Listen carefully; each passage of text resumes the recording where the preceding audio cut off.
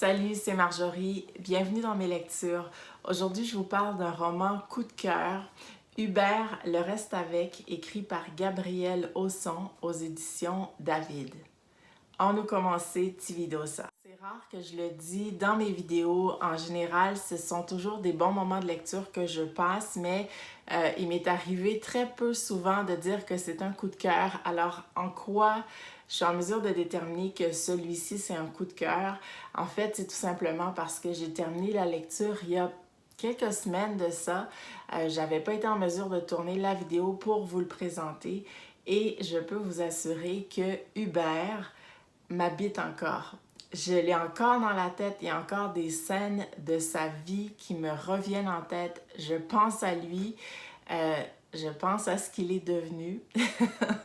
C'est pas un récit de vie, c'est pas un fait vécu, mais ça raconte l'histoire d'un enfant, reste avec.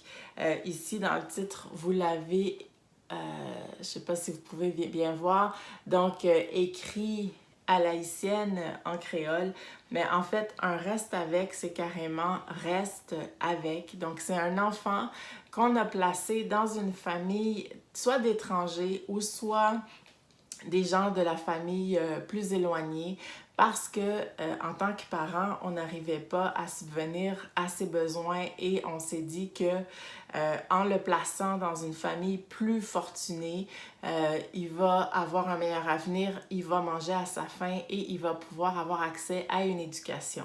Les enfants restent avec sont considérés comme des enfants esclaves. En fait, ce sont de petits domestiques qui travaillent avant que les maîtres, en fait, que la famille adoptive se réveille. Ils sont debout avant eux et ils se couchent après eux. Ils font toutes les tâches difficiles, ingrates qui doivent être faites dans une maison. Souvent, ils sont victimes d'abus en tout genre, physiques, psychologiques et dans la plupart des cas sexuels. Alors, c'est un récit, c'est une fiction. Par contre, c'est vraiment inspiré de la réalité et pour l'avoir lu et pour être quand même assez au courant du phénomène des restes avec en Haïti, mais pas qu'en Haïti, ailleurs aussi dans le monde, je peux vous dire que c'est très, très, très, très collé sur la réalité. Et c'est peut-être pour ça que c'est un coup de cœur, c'est peut-être pour ça que ça m'a tellement touchée. Donc, j'ai un peu devancé, je vous ai déjà dit mon ressenti, ce que j'en pense, mon appréciation. Mais en fait, je vous raconte brièvement. C'est l'histoire d'Hubert. En créole, on dit Ti-Ibé parce que le U est prononcé comme un I, donc Ibé, Ti-Ibé, qui vit à Jérémie, une ville un peu reculée d'Haïti qui se trouve à être comme à la pointe de l'île, si je peux dire. Son père est forgeron. Sa maman a un étal de manger cuite, de la nourriture qu'elle prépare et que les gens viennent acheter à l'heure des repas. Chaque jour est un struggle pour se nourrir et tout. Et on a souvent entendu parler de gens qui partent à la capitale, à Port-au-Prince, et qui en reviennent riches ou en tout cas qui ont accès à une éducation et qui arrivent finalement à trouver un bon travail et à aider financièrement les parents, les amis, la famille. Donc, l'idée se forge tranquillement dans l'esprit d'Hubert et il réussit à convaincre sa maman de l'envoyer chez une tante entre guillemets, on va le voir plus loin, à Port-au-Prince qui est aisée et qui va être en mesure de lui assurer une bonne éducation et comme je le disais tantôt, de lui éviter la faim. Et donc, Hubert part. Avant son départ pour la capitale, on le suit à travers les rues de Jérémie. Il se passe quelque chose là d'assez dramatique pour un enfant de son âge. Je vous laisse le découvrir. Ça vient plus tard dans le roman où on a comme un retour en arrière. J'ai adoré la figure maternelle, donc sa maman, sa grand-maman aussi qui vit très haut dans les montagnes. C'est à plusieurs heures de marche de Jérémie et qui vit une vie tout à fait comblée alors qu'elle n'a absolument rien, mais elle est comblée, elle vit sa vie simple, sa vie campagnarde et c'est pour son plus grand bonheur. Elle est relativement autosuffisante en termes de potager, d'arbres fruitiers et tout. Et Hubert a un rapport très, très, très privilégié avec sa grand-maman et avec sa mère aussi. Avec son père, c'est plus compliqué, la relation père-fils avec le papa haïtien qui est plus, je vais dire, fermé, en tout cas, qui n'exprime pas ses émotions. Jamais il viendrait à l'esprit d'Hubert de dire à son père qu'il l'aime parce qu'il n'a jamais entendu son père lui dire « je t'aime » non plus. Ça ne se dit pas, ça se vit intérieurement, mais on ne dit pas ça à nos parents. Donc, c'est ça. J'ai beaucoup aimé les liens entre la famille Hubert et ses parents. Il y a aussi, j'oublie son prénom, un garçon qui vient à la forge, qui donne un coup de main. Il a une déficience intellectuelle et je pense que c'est pour ça qu'on l'appelle le simplet, toujours de bonne humeur et il a un âge mental plus jeune que son âge réel. Dans la vraie vie, il a probablement 18 ans. On ne connaît pas l'âge des personnages parce qu'eux-mêmes ne connaissent pas leur âge.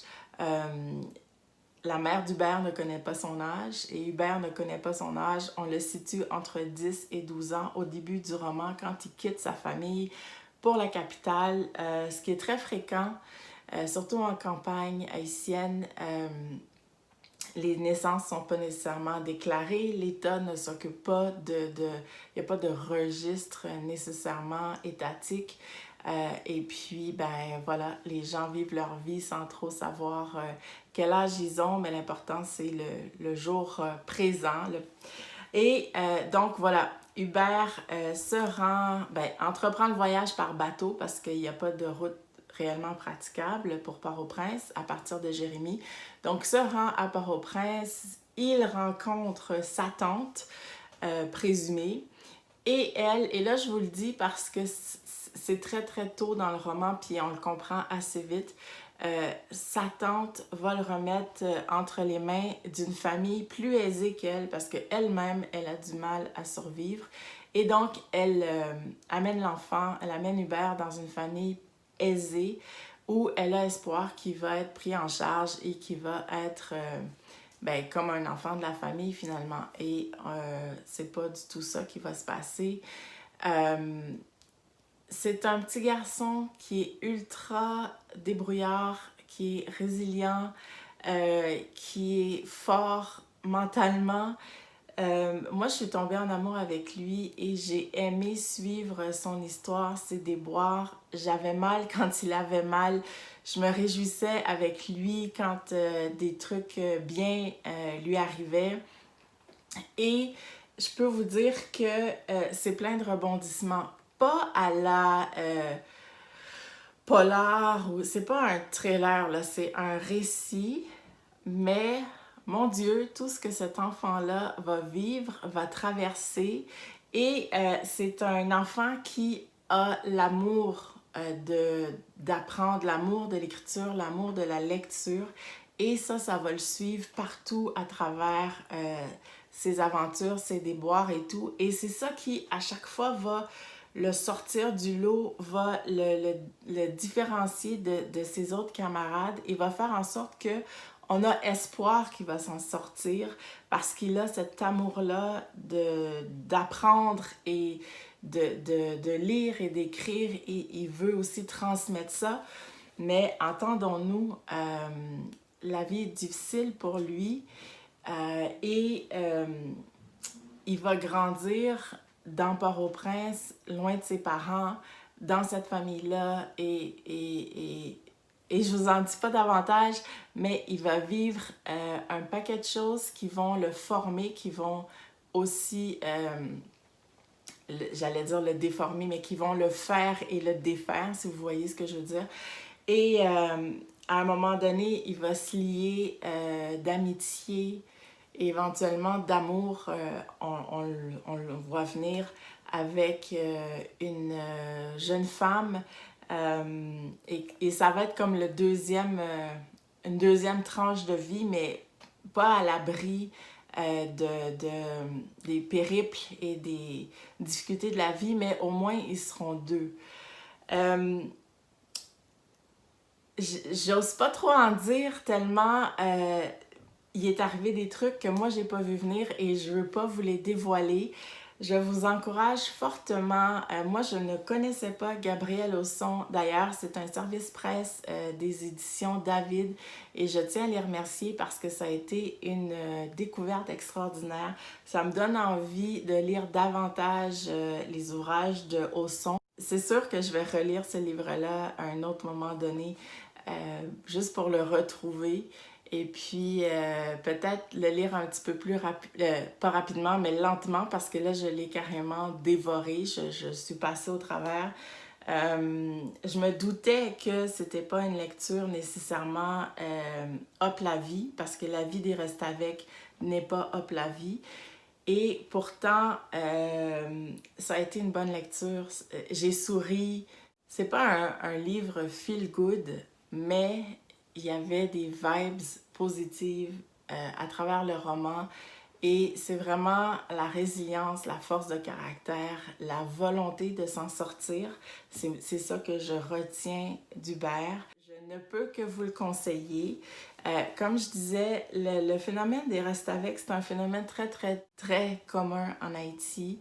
C'est comme tout un spectre et à travers ça, ben, il y a des cas heureux puis il y a des cas très, très malheureux. Et évidemment, la situation de janvier 2010 avec le tremblement de terre, ça a fait que le nombre d'orphelins a augmenté dans les rues de Port-au-Prince. Ça a fait que le nombre d'enfants errants a augmenté ou le nombre de familles nécessiteuses, si je peux dire, ou de familles qui ont eu du mal à s'occuper de leur progéniture a augmenté. Et du coup, le nombre de Restavek a aussi augmenté. Pourtant, Haïti est signataire des conventions internationales, entre autres pour le droit des enfants ou bien contre les pires formes de travail des enfants. D'ailleurs, il y en est question dans le préambule, mais malgré tout, ça reste une situation très présente et fréquente. Alors, si ça peut ouvrir les yeux de certains, si ça peut informer, ben, tant mieux.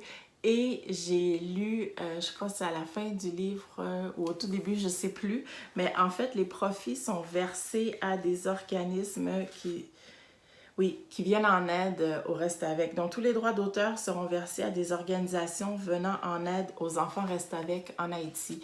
Donc, c'est une double raison de se procurer le livre, mais je vous le dis, c'est une excellente lecture, en tout cas qui m'a vraiment secouée. Gabriel Hausson a fait un excellent travail au niveau des personnages et de l'histoire. Et dernier truc que j'avais comme oublié de mentionner, mais c'est narratif, c'est un récit narratif, donc c'est Hubert qui nous raconte son histoire. Et j'ai trouvé ça vraiment rafraîchissant d'avoir cette perspective-là d'un enfant. Il y a des trucs qui lui arrivent, des abus sexuels ou des trucs comme ça. On sait ce que c'est à partir du point de vue du lecteur, là, adulte. On sait ce qu'il est en train de vivre. Mais lui, comme enfant, il n'est pas conscient. En fait, il est conscient à moitié de ce qui est en train de se passer. Il interprète les choses, les gestes, les gens de son petit bagage d'enfant, d'autant qu'il vient de Jérémie, là, puis qui n'avait jamais vécu à la capitale ou dans une grande ville. Donc, non, vraiment, un beau travail d'écriture, c'est fluide, ça se lit bien, c'est pas lourd malgré que il y a des trucs qui sont vraiment durs, mais bref, une excellente lecture. Je ne veux pas trop me répéter. Aux éditions David, et c'est la collection Indocile. Et c'est sûr que je vais me renseigner pour voir si Gabriel Hausson a écrit autre chose. Et si oui, ben vous allez en entendre parler sur cette chaîne. Alors, c'est ce qui fait le tour pour Hubert le Restavek. Et moi, je vous dis à très bientôt dans une prochaine vidéo. Ciao!